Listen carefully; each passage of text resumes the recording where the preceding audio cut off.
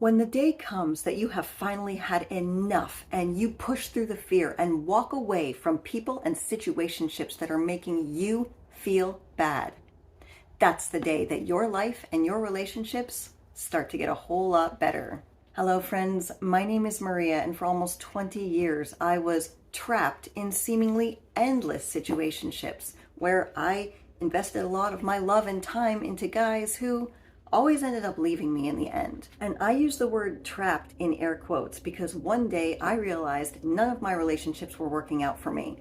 I was always the loser who was getting beat up in these situationships. I sat down at my kitchen table, painted my nails, and finally decided to start doing everything differently. As I learned to get better at my relationships, all of a sudden, situationships weren't really a situation that I had to deal with anymore. And I'd like to tell you how I did that. So grab a bottle of nail polish, let me know in the comments what color you are showing your self-love with today, and let's talk. All right, no time to waste, ladies. Let's dive into the first and best way you can prevent even getting involved with a guy who's gonna jerk you around in a situationship. Texting. It's as easy as texting. If you are always the one initiating things with a guy that you like, he probably doesn't feel the same way about you. And please don't get this confused because I made this mistake big time once. Just because a guy texts you back or texts you back in a timely manner does not mean that he is as interested in you as you are in him. Does he initiate texting you? Does he initiate asking you how your day is, sharing a funny anecdote? Does he initiate texts to see you in person? Make it a general rule in your mind that if you are the only one initiating text messages, you are probably the only one who's really interested. I love this whole texting rule because you don't even have to leave your house to figure out how interested a guy actually is. If you are a girl who struggles with always taking the lead in relationships and initiating things with men, then please watch my video. I will link it in the description down below. It's called The Worst Dating Advice I Ever Got That Changed My Life. And that was actually the situationship that inspired this YouTube channel to try to help other girls realize when guys just aren't interested and it's time to move on. Now, here's an example of a question that I've gotten about guys who do initiate text messages, but they don't initiate text messages very often. Here's the deal. I watch a lot of dating advice for men because we want to know the kind of information that men are also being given to navigate the dating world. There are plenty of dating coaches for men out there who do coach guys not to send girls text messages in between dates.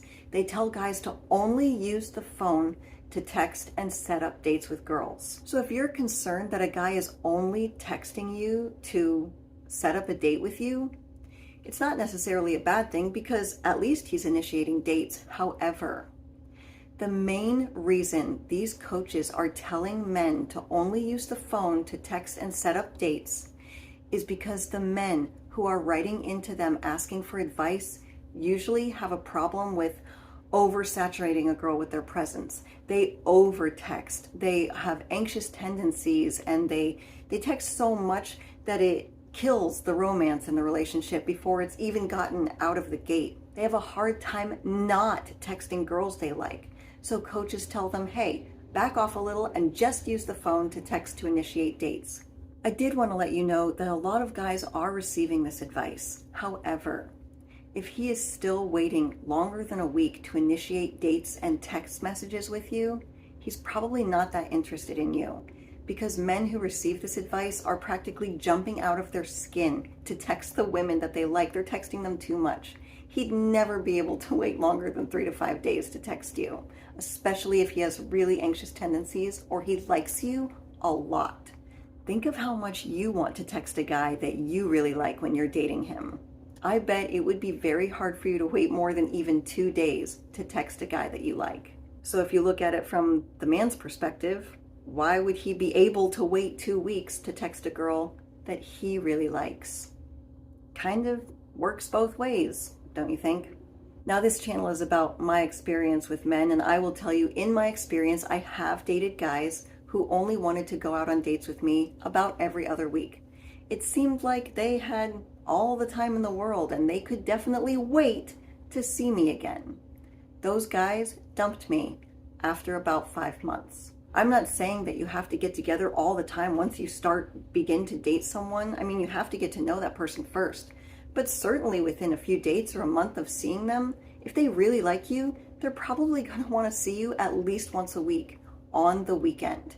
If a man can never see you on the weekends, I would definitely look into if he's married. I also learned that the hard way. Here's something that I stopped doing that finally got men to want to commit to me. I stopped asking for a commitment. I stopped asking for a label.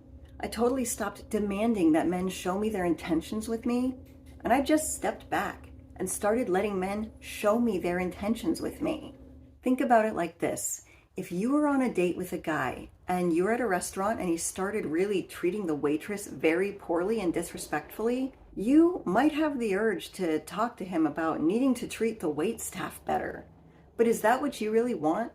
Do you want to be out on a date with a man that you have to give a lecture to about how to treat someone?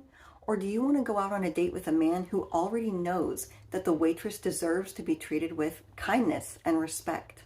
There's this really old saying that goes, "We teach people how to treat us." And I can definitely see how that would apply in dating.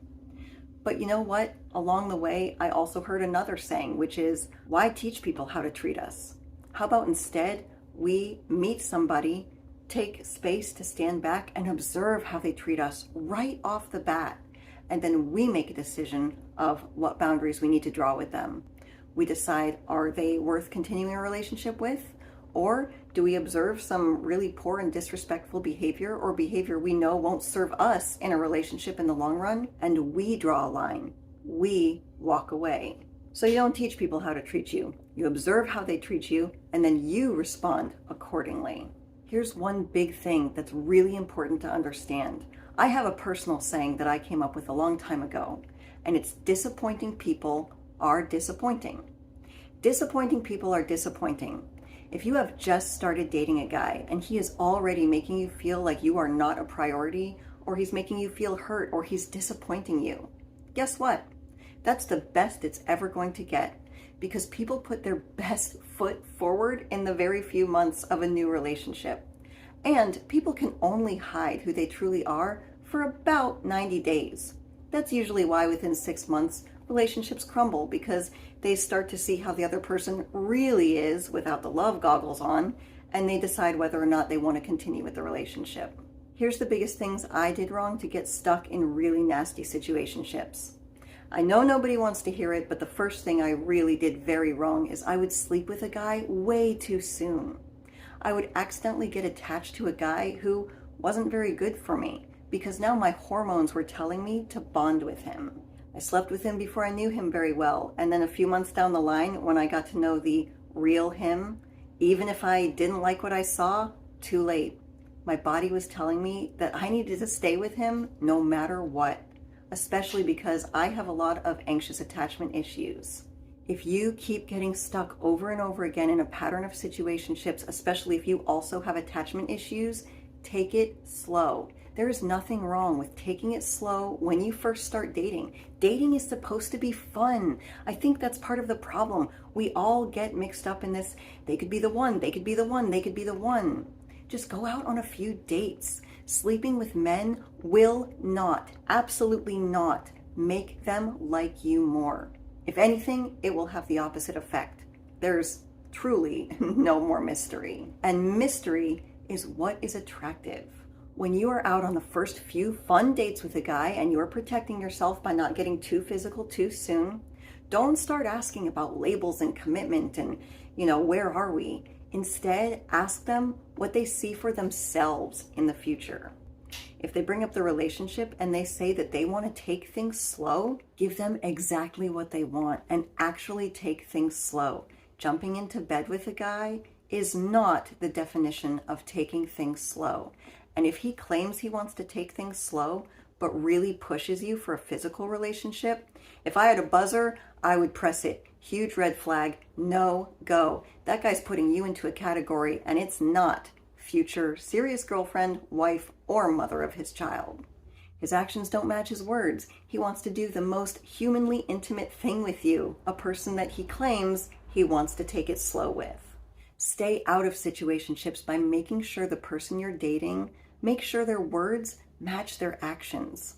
Girls get caught up in situationships all the time with guys who flatter them and tell them how much they care about them. These are just words, because you know if you're in a situationship with a guy and all of a sudden you need some emotional support or you had a bad day, where is he? The guy who likes you and thinks you're so hot and cares about you that much. He's not there. His words meant nothing. You have to look at their actions. When a guy enters into a situationship with you, he knows what he's doing, and he knows that he's running the risk of losing you because he's probably not treating you very well. But if you don't really care about someone, it's not that much of a risk. People that really like you and think that, wow, you're the greatest thing that's happened to me in a long time, well, they're not going to put themselves in a position to potentially lose you. And guess what? If they're treating you in a way that makes you feel disrespected or hurt and they realize that, but they don't even change their actions, they deserve to lose you. Think about that guy you're in a situationship with who pops up on your phone every time he feels like seeing you. Do you get everything you want in life just because you want it? No. So why does he deserve to get all your love and attention just because he woke up one day and decided he wanted it? That's not how life works.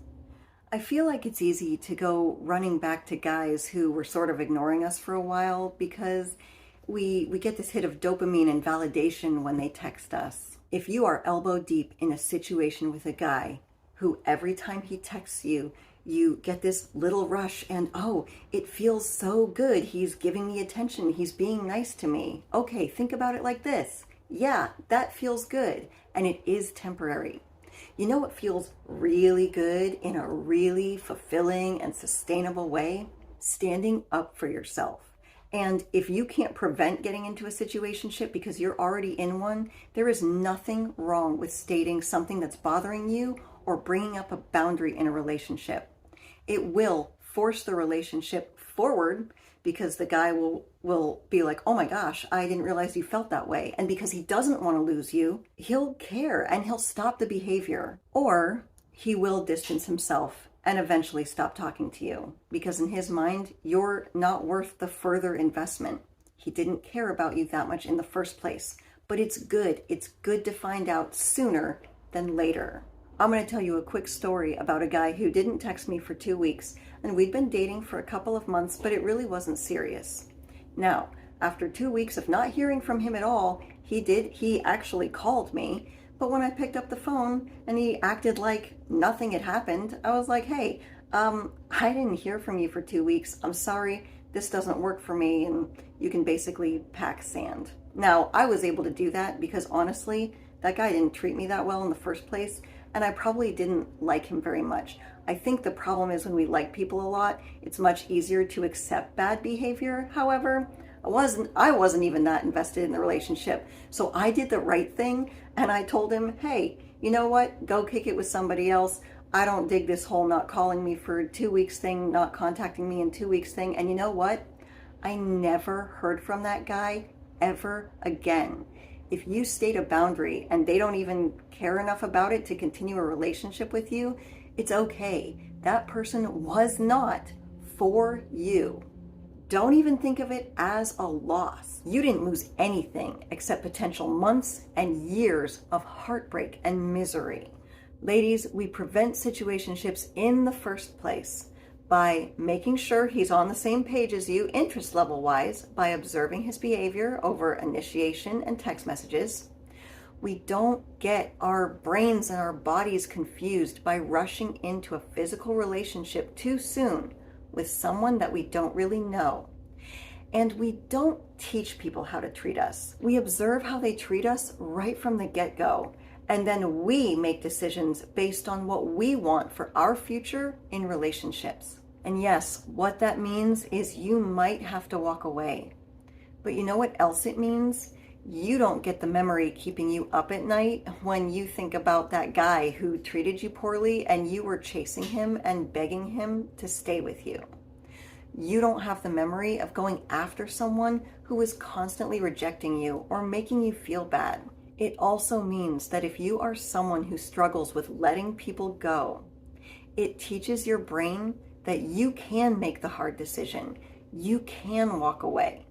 And this means for your future relationships, you go in knowing that you are someone who will walk away if you're not being treated the way you deserve. And guess what? You've got the evidence to back it up. You no longer settle for the plastic jungle that is a situationship. Shallow, fake, and easy to break. A fun little rhyme, but not so fun when you're the one always getting broken. No more. You love yourself more than that. My name is Maria Adriana. You did not have to live my life, but I certainly hope you can learn something from it. As always, thank you for visiting The Other Half.